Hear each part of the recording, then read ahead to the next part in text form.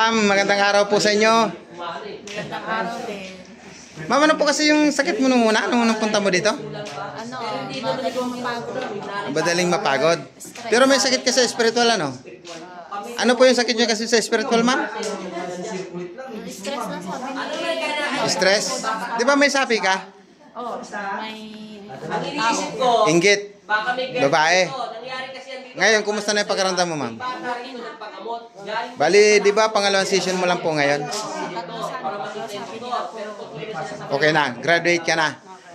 may Okay. girlfriend pala siya. Lagi lang manalangin Opo. at manampalataya kay Kristo. Pagpatuloy lang. Ibig sabihin, Maraming salamat nga pala sa inyong pagtitiwala ate at sa inyong gulay na ibinigay. Maraming salamat din po sa pagbibigay. Ingat po ate sa pag-uwi. God bless po. Thank you. Okay, bye-bye. iniwan niya, nasaktan ng lola niya. Thank you po, Lord.